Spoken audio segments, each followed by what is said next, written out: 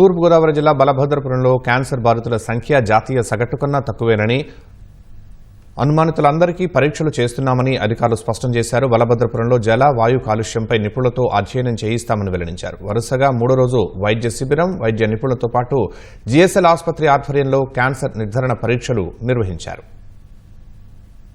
క్యాన్సర్తో వణికిపోతున్న తూర్పుగోదావరి జిల్లా బిక్కవోలు మండలం బలభద్రపురంలో బాధితులు, అనుమానితుల సంఖ్యను జిల్లా కలెక్టర్ ప్రశాంతి ప్రకటించారు. అనపర్తి ఎమ్మెల్యే నల్లమిల్లి రామకృష్ణారెడ్డితో కలిసి వైద్యులతో ఆమె సమీక్ష నిర్వహించారు. ఇంటింటి సర్వే పూర్తి చేశామని, 32 మంది క్యాన్సర్ బాధితులు, 38 మంది క్యాన్సర్ అనుమానితులను గుర్తించినట్లు వెల్లడించారు. ఇప్పటి వరకు 19 మంది క్యాన్సర్తో మృతి చెందారన్నారు. బలభద్రపురంలో 3వ రోజు వైద్య శిబిరం నిర్వహించారు. అమరావతి నుంచి ఎన్సీడీ అధికారులు, విశాఖలోని హోమీబాబా క్యాన్సర్ ఆసుపత్రి నుంచి వైద్య నిపుణురాలు, రాజమహేంద్రవరం జీజీహెచ్ నుంచి మరో వైద్యురాలతో పాటు తూర్పుగోదావరి, కాకినాడ జిల్లాల నుంచి వచ్చిన వైద్యులు రోగుల వివరాలు, గ్రామంలో పరిస్థితుల్ని పరిశీలించారు.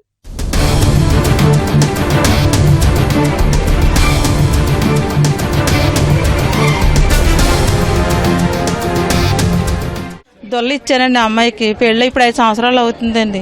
ఓ పాప బాబునండి. మొన్న లివర్లో రాయి ఏదో ఉందని ఆపరేషన్ చేయించుకుందాం. లివర్లో రాయికండి, చేసుకోట్లో రాయికండి. అది చేయించుకున్నాక అండి తర్వాత పండుగ వెళ్ళాక ఇంకా నీరసం అయిపోయిందని చూపిస్తే వాంతులు అయిపోతున్నాయమ్మా, ఎలాగో నాకు నీళ్ళు వేసుకున్నాను అంటున్నారు. అంటే ఆపరేషన్ అయిపోయింది కదమ్మా, నీళ్ళు వేసుకోవడం పెట్టి చెప్పేసి మళ్ళీ పెద్ద హాస్పిటల్ తీసుకెళ్ళి చూపిస్తే అండి అన్నారు అమ్మాయికి క్యాన్సర్ అని చెప్పారండి. అక్కడ అది క్యాన్సర్ అని గర్భ సంచిలో ఉందండి, లివర్లో ఉంది, పేగులో కూడా ఉందండి అమ్మాయికి. డాక్టర్ గారు అప్పుడే చెప్పారండి ఈ అమ్మాయి 2-3 నెలల కన్నా ఎక్కువ బ్రతకదు, ఉన్నన్నాళ్ళు మీరే జాగ్రత్తగా చూసుకోవాలని అంటున్నారని నా ఇంటికాడ తెచ్చెట్టుకున్నాడండి ఈ పాపనండి. కడుపులో కాయ ఉండి చిదిగిపోయి చచ్చిపోయాడండి. ఇప్పుడు మే నెల 2 సంవత్సరాలు అవుతుంది. ఎవరికో పంచాయతీలో చేశాడని 16 సంవత్సరాలు చేశాడండి.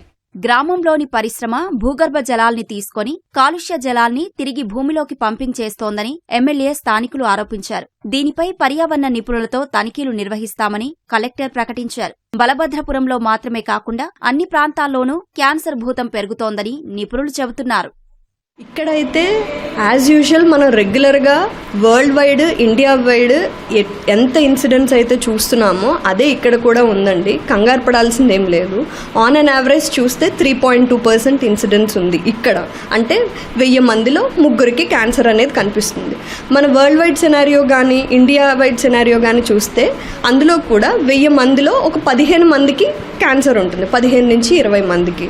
అట్లాంటిది ఇక్కడ కంపేర్ చేస్తే మనకి 3.2% అనేది ఓకే, అంత ఎక్కువ ఏం రికార్డ్ అవ్వలేదు, అది నార్మలే. ప్రాంతం అంటే టు బీ ఫ్రాంక్ రాజమండ్రిలోనే కొంతమంది వస్తున్నారు అండ్ ట్రైబల్ ఏరియాస్ నుంచి కొంచెం ఎక్కువ వస్తున్నారు.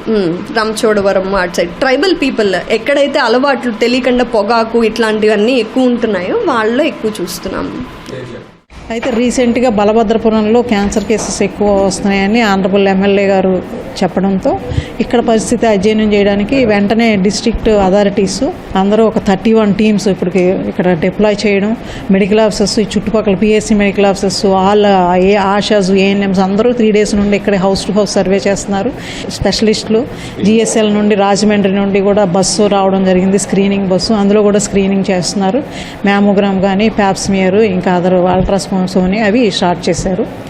సో ఇప్పుడు నిన్నటి వరకు వచ్చిన మన సర్వేలో తేలిన డేటా చూస్తే కనుక అది మన నేషనల్ యావరేజ్కి ఆన్పారే ఉంది, కానీ ఇక్కడ ఎక్కువగా ఏమీ లేదు.